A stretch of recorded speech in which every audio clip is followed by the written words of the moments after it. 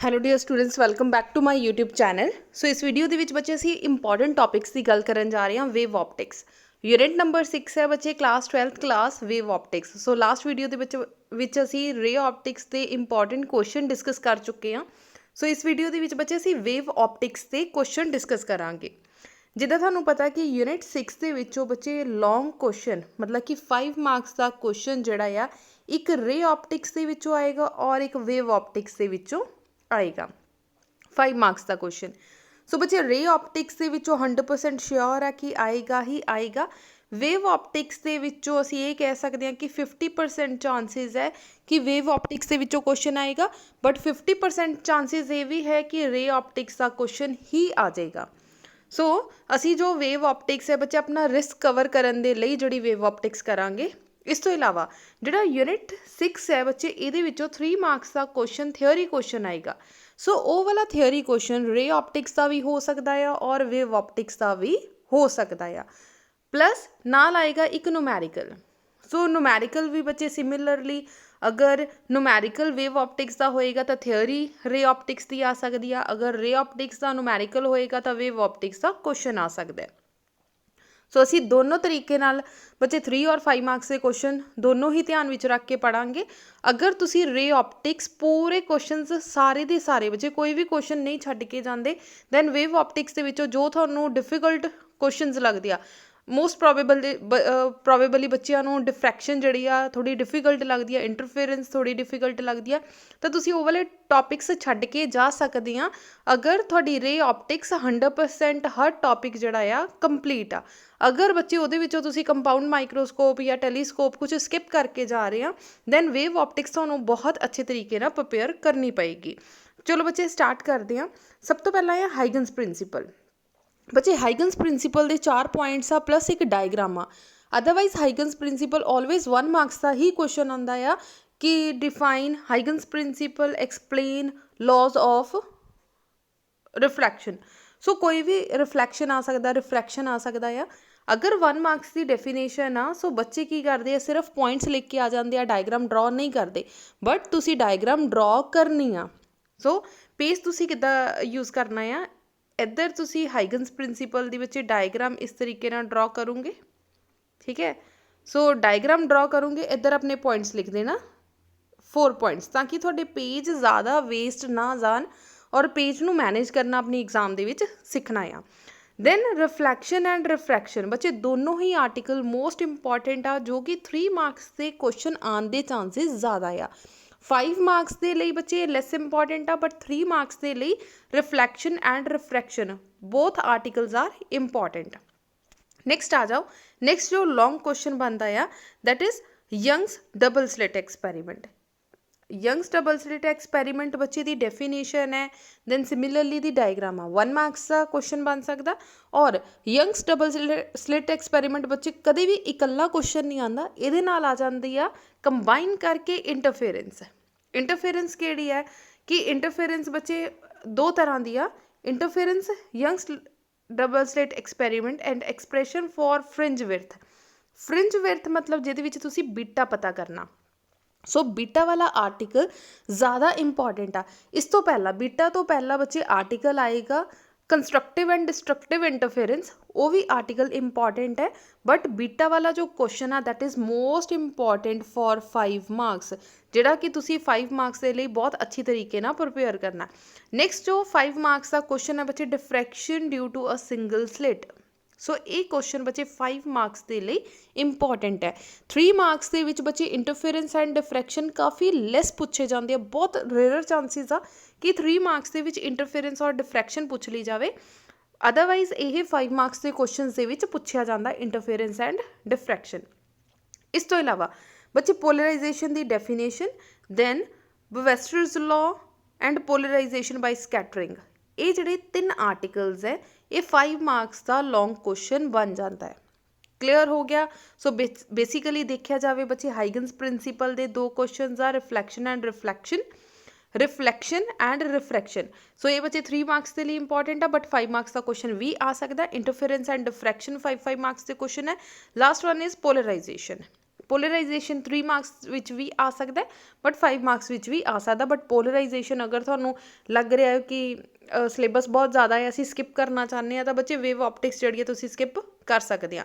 अगर तुसीं wave optics पूरी छड्ड के जा रहे हैं बट हाइगन्स प्रिंसीपल बच्चे जरूर करके जाना, बिकॉज ये 3 मार्क्स का क्वेश्चन आने के चांसिस ज़्यादा आ। क्लीयर हो गया जी। चलो बच्चे हुण आपां स्टार्ट करते हैं क्वेश्चन की फॉर्म दे विच कि क्वेश्चन किस तरीके दे आंदे आ। सो बच्चे फर्स्ट क्वेश्चन है स्टेट हाइगन्स प्रिंसीपल। हुण बच्चे तुसीं देख सकते हैं कि हाइगन्स प्रिंसीपल के 3 पॉइंट्स लिखे हुए हैं। तुसीं 3 दे 3 पॉइंट्स अच्छे तरीके नाल लिखने हैं। दैन डायग्राम बच्चे इस तरीके नाल ड्रॉ करके आनी, जिस तरीके नाल तुहानूं सिखाया गया कि राइट हैंड साइड ते तुसीं बच्चे डायग्राम प्लॉट करके आनी है, तो लैफ्ट हैंड साइड ते जिहड़ा तुसीं इहदे पॉइंट्स लिखने आ, ताकि तुहाडे एग्जाम दे विच बच्चे पेज ਤੁਹਾਨੂੰ ਲਿਮਿਟਿਡ पेज मिलणगे बोर्ड के एग्जाम ਦੇ ਵਿੱਚ। ਤੁਸੀਂ पेज बहुत ध्यान नाल बच्चे सॉल्व करके आना कि ਤੁਹਾਡਾ कोई पॉइंट भी ना छुट्टे, कोई डायग्राम भी ना मिस होवे, और ਤੁਹਾਡੇ ਜਿਹੜਾ ਆ प्रॉपर वे ਨਾਲ ਤੁਸੀਂ क्वेश्चन ਨੂੰ एक्सप्लेन भी कर दो। और शीट्स बहुत ज़्यादा ਜਿਹੜੀਆਂ ਤੁਸੀਂ फिल नहीं करनियां, क्योंकि लिमिटेड शीट्स ਹੁੰਦੀਆਂ ਆ। ਅਸੀਂ ਇੱਕ क्वेश्चन ਨੂੰ ਦੇ ਉੱਪਰ 4 शीट्स या 3 शीट्स वेस्ट नहीं कर सकते। सो तुसी बहुत केयरफुली अपना जी शीट ਨੂੰ यूज़ करना है। Then with the help of suitable diagram prove the law of refraction on the basis of a wave theory. So बच्चे तुसी देख सकते क्वेश्चन 2010, 11, 12, 13, 15, 16 ਦੇ ਵਿੱਚ आया होया। सो इस तरीके नाल जिहड़ा तुसी एक्सप्लेन करना है। सो लॉ ऑफ रिफ्रैक्शन बच्चे मैं इस डायग्राम के नाल नहीं एक्सप्लेन किया, मैथमैटिकल पोर्शन भी इस तरीके नाल जिहड़ा एक्सप्लेन नहीं किया होया। सो बच्चे एक्यूरेट दी बुक और मेरा मैथड दे विच थोड़ा जिहा फर्क है। अगर तुसी मेरे मैथड दे नाल करना चाहते हैं, जे ये मैथड ईजी लगता बच्चे नो प्रॉब्लम। अगर तुहानूं ये मैथड डिफिकल्ट लगता तो बच्चे तुसी प्लेलिस्ट दे विच जाके तुहानूं लिंक प्रोवाइड कर देंगे डिस्क्रिप्शन बॉक्स दे विच, तो वो वाला जिहड़ा मैथड तुसी यूज़ कर सकते हैं, लिख सकते हैं। नैक्सट आ जाओ proof that law of refraction on the basis of a wave theory. So wave theory बच्चे मतलब कि हाइगन्स प्रिंसीपल के नाल तुसीं इहनूं एक्सप्लेन करना है। जिन्ना बच्चे रिफ्रैक्शन इंपॉर्टेंट है उन्ना ही रिफ्लैक्शन इंपॉर्टेंट है। हमेशा याद रखना बच्चे मैथमैटिकल पोर्शन लिखण तो पहलां जिहड़ी तुहाडी डायग्राम आ वो बनी होनी चाहिए। सिमिलरली बच्चे अगर तुहानूं ये मैथमैटिकल पोर्शन ईजी लगता तो ये मैथमैटिकल पोर्शन लिख लो। अगर तुहानूं ये समझ नहीं लग रहा तो प्लेलिस्ट दे विच जाके बच्चे हाइगन्स प्रिंसीपल दोनों डिफरेंट मैथड दे नाल करवाए आ। सो वो ईजी मैथड अगर उस मैथड ना करना चाहते तो कर सकते हैं। नैक्सट आ जाओ this is the most most most important question. So बच्चे आ क्वेश्चन तुसी अच्छी तरीके ना प्रिपेयर कर लेना, बिकॉज अगर 5 मार्क्स का क्वेश्चन आता बच्चे ये क्वेश्चन आने के चांसिस तुसी ये कह सकते हैं कि 70 to 80% चांसिस है कि 5 मार्क्स का क्वेश्चन आ जाए।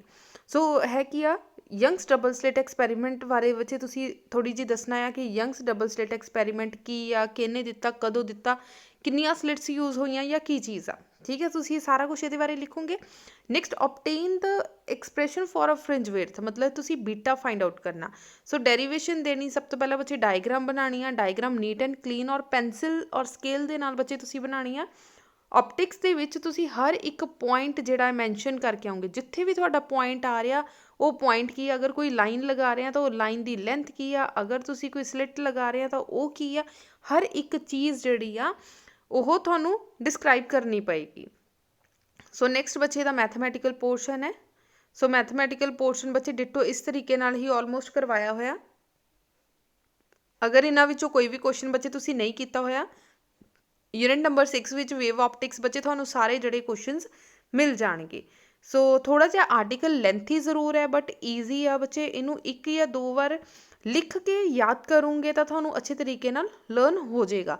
अगर तुसी कहो कि सिर्फ पढ़ के सानू याद हो जाएगा तो बच्चे इट्स टू डिफिकल्ट। प्रैक्टिस जो फिजिक्स आ बच्चे वो प्रैक्टिस मंगदी आ।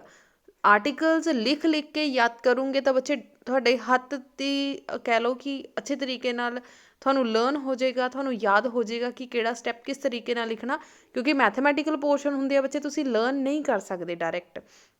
नैक्सट आ define interference of light, obtain conditions for constructive and destructive interference. बच्चे ये आर्टिकल फ्रिंज विड्थ नालों थोड़ा जिहा घट इंपॉर्टेंट आ। अगर तुहानूं दोनों आर्टिकल्स दे विच कन्फ्यूजन होवे तां जिहड़ा तुसी कंस्ट्रक्टिव एंड डिस्ट्रक्टिव इंटरफेरेंस नूं स्किप कर देना। आह वाला आर्टिकल जो हुण दिख रहा तुहानूं स्क्रीन के उपर, ये उदों स्किप करना है अगर तुहानूं कन्फ्यूजन होवे। अगर तुहानूं कोई कन्फ्यूजन नहीं हो रही then both importants are important, but interference वाला ये नालों थोड़ा जिहा ज़्यादा इंपॉर्टेंट है। ये कह सकते हो 60-70% इंपॉर्टेंट है, ये 50-60% इंपॉर्टेंट है। इंपॉर्टेंट ये भी है और वो भी है, बट अगर दोनों चो कन्फ्यूजन हो रही है तो आ वाला जो आर्टिकल तुसी छड्ड के जा सकते हैं। सो बच्चे इस बुक दे विच देखो एक चीज़ का ध्यान दिओ, इन्हों ने पहला डायग्राम नहीं बनाई। जो भी तुसी आर्टिकल स्टार्ट करना इत्थे साइड ते आ जिहड़ी तुसी स्लिट्स वाली डायग्राम जरूर प्लॉट करनी आ, ठीक है जी। डायग्राम तो बिना बच्चे आ तुसी आ y1 y2 कित्थों लै रहे हैं नहीं पता चलेगा। सो डायग्राम पहला ड्रॉ करनी है, दैन मैथेमैटिकल पोर्शन तुसी स्टार्ट करना, ठीक है। ये डायग्राम स्किप है, डायग्राम नहीं बनाई हुई एक्यूरेट दी बुक दे विच, सो मिसप्रिंट हो गई। सो तुसी वो डायग्राम जरूर प्लॉट करनी है।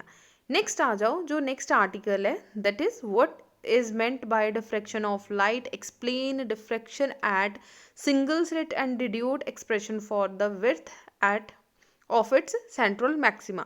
सो बच्चे ये भी आर्टिकल 5 मार्क्स के लिए इंपॉर्टेंट है। 3 मार्क्स के विच बच्चे क्वेश्चन नहीं आएगा, 100% नहीं आएगा 3 मार्क्स का क्वेश्चन, बट 5 मार्क्स का क्वेश्चन ये आने के चांसिस है। सो इंपॉर्टेंट आ। अगर थानू बच्चे डिफ्रैक्शन और इंटरफेरेंस दे विच कन्फ्यूजन हुंदी है तो डिफ्रैक्शन छोड़ देना, बट इंटरफेरेंस बहुत अच्छे तरीके नाल प्रिपेयर करना। सो बच्चे हर वीडियो दे विच मैं एक ही चीज़ बार बार बोल रही हाँ, जिहड़ी चीज़ थानू कन्फ्यूज़ कर रही है, जिहड़े 2 आर्टिकल्स थानू कन्फ्यूज़ कर रहे हैं, दोनों आर्टिकल्स दे विचों जिहड़ा मोस्ट इंपॉर्टेंट आर्टिकल है वो अच्छे तरीके नाल प्रिपेयर कर लो। सैकेंड वन जिहड़ा है तुसीं स्किप कर दो, otherwise all the topics are important. Next आ state and prove Brewster's law, जो कि 3 मार्क्स का क्वेश्चन आ सकता है, but this is the less important. कल्ला state and prove Brewster's law जिहड़ा कल्ला आ जाए चांसिस घट है, बट बच्चे तुसी हर एक चीज़ जिहड़ी बहुत अच्छे तरीके नाल प्रिपेयर करके जानी। बट ये नाल आ सकदा what is polarization of light, state and explain Brewster's law, फिर वो 3 मार्क्स का क्वेश्चन बन जाएगा तो वो एग्जाम दे विच आ सकता है। सो तुसी छड्ड के बिल्कुल नहीं जाना। नेक्स्ट आ show that light is transversal in nature, this is the less important. पिछले बच्चे 5-7 साल तो एक घट आ रहा है, बट तुसी हुण बच्चे एक्यूरेट दी बुक दे विच जो भी क्वेश्चनस है या तो 10 ईयर के क्वेश्चनस आ, पिछले 10 साल तो जो भी कंटिन्यूसली आ रहे हैं, या फिर जिहड़े कह लो कि एक्सपैक्टेड क्वेश्चनस आ। सो तुसी सिर्फ एक्यूरेट भी करके जाओगे तो बच्चे तुहाडे बहुत अच्छे मार्क्स आ जाएंगे, या सिलेबस की स्टार्टिंग दे विच जो मैं तुहानूं दस्सिया भी आ टॉपिक्स कर लेना, ये टॉपिक्स कर लेना, वो अच्छे तरीके नाल प्रिपेयर कर लेना। नेक्स्ट क्वेश्चन देखो, define polarization of light, explain the polarization of light by reflection। so this is the most important। ये बच्चे डेफिनेशन तुसी बिल्कुल नहीं छड्ड के जानी, पढ़ के जरूर जानी है, 3 मार्क्स का क्वेश्चन ये आ सकता है। नेक्स्ट आ जो explain polarization of light by scattering, scattering दे नाल एक्सप्लेन किया होया। नेक्स्ट आ state Brewster's law, show that refracted ray and reflected ray are perpendicular to each other, मतलब कि 90 डिग्री जो तुहाडा एंगल आना चाहिए। सो ये भी बच्चे जो क्वेश्चन है 3 मार्क्स के लिए 3 मार्क्स के विच आ सकता है। सो तुसी अच्छे तरीके नाल पढ़ के जाना।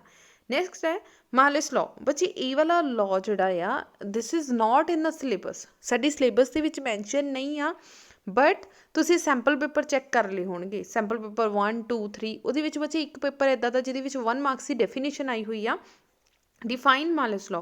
सो बच्चे इहदा मैथेमैटिकल पोर्शन तुसी लास्ट वीक दे विच लिख के आना सी ते डेफिनेशन लिख के आनी सीगी, मतलब I is directly proportional to cos square theta जिहड़ा तुसी लिख के आना सी।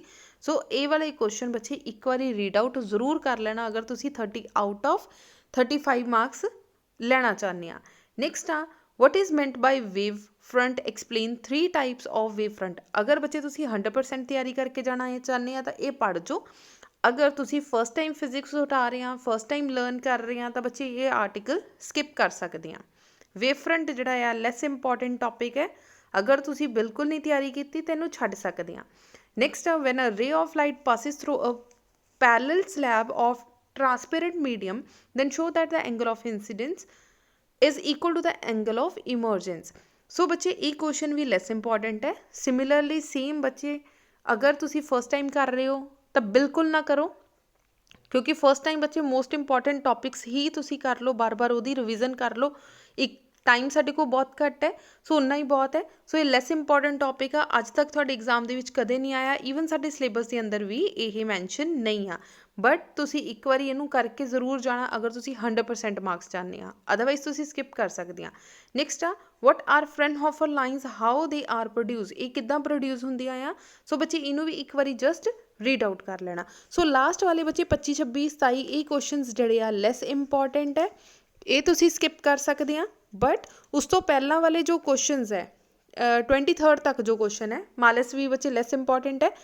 ਸੋ 23rd ਤੱਕ ਜਿਹੜੇ ਕੁਐਸਚਨਸ ਹੈ ਤੁਸੀਂ ਬਹੁਤ ਅੱਛੇ ਤਰੀਕੇ ਦੇ ਨਾਲ ਪ੍ਰਿਪੇਅਰ ਕਰਕੇ ਜਾਣੇ ਆ। ਸੋ ਬਾਕੀ ਬੱਚੇ ਤੁਹਾਨੂੰ ਕਿਸੇ ਤਰੀਕੇ ਦੀ ਕੋਈ ਵੀ ਪ੍ਰੋਬਲਮ ਹੋਏਗੀ, ਕੁਝ ਵੀ ਪੁੱਛਣਾ ਹੋਏਗਾ, ਤੁਸੀਂ ਕਮੈਂਟ ਸੈਕਸ਼ਨ ਦੇ ਵਿੱਚ ਪੁੱਛ ਸਕਦੇ ਆ ਔਰ ਟੈਲੀਗ੍ਰਾਮ ਚੈਨਲ 'ਤੇ ਪੁੱਛ ਸਕਦੇ ਆ।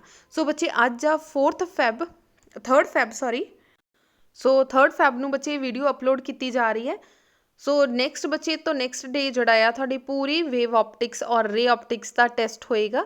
ਸੋ ਟੈਲੀਗ੍ਰਾਮ ਵਾਲੇ ਸਟੂਡੈਂਟਸ ਵੀ ਜੋ ਟੈਸਟ ਦੇਣਾ ਚਾਹੁੰਦੇ ਆ ਤਾਂ ਬੱਚੇ ਉਹ ਟੈਸਟ ਦੇ ਸਕਦੇ ਆ, ਬਟ ਆਪਣੇ ਫਰੈਂਡ ਸਰਕਲ ਦੇ ਨਾਲ, ਕਿਸੇ ਆਪਣੀ ਫਰੈਂਡਸ ਦੇ ਨਾਲ ਜਿਹੜਾ ਆ ਕਹਿ ਲਓ ਉਹਨਾਂ ਤੋਂ ਟੈਸਟ ਚੈੱਕ ਕਰਵਾ ਲੈਣਾ। ਆਨਸਰ ਜਿਹੜੇ ਆ ਬੱਚੇ ਮੈਂ ਪ੍ਰੋਵਾਈਡ ਕਰ ਦਿਆਂਗੀ ਕਿ ਕਿਸ ਤਰੀਕੇ ਨਾਲ ਲਿਖਣਾ। ਅਗਰ ਕਿਸੇ ਤਰੀਕੇ ਦਾ ਵੀ ਟੈਸਟ ਵਿੱਚ ਵੀ ਕੋਈ ਡਾਊਟ ਹੋਏਗਾ ਉਹ ਵੀ ਜਿਹੜਾ ਹੈ ਬੱਚੇ ਤੁਸੀਂ ਸ਼ੇਅਰ ਕਰ ਸਕਦੇ ਆ, ਟੈਲੀਗ੍ਰਾਮ 'ਤੇ ਪੁੱਛ ਸਕਦੇ ਆ। ਠੀਕ ਹੈ ਜੀ। ਸੋ ਜਾਂਦੇ ਜਾਂਦੇ ਵੀਡੀਓ ਨੂੰ ਲਾਈਕ ਕਰ ਦਿਓ ਔਰ ਮੈਕਸਿਮਮ ਸ਼ੇਅਰ ਕਰ ਦਿਓ। Thank you so much.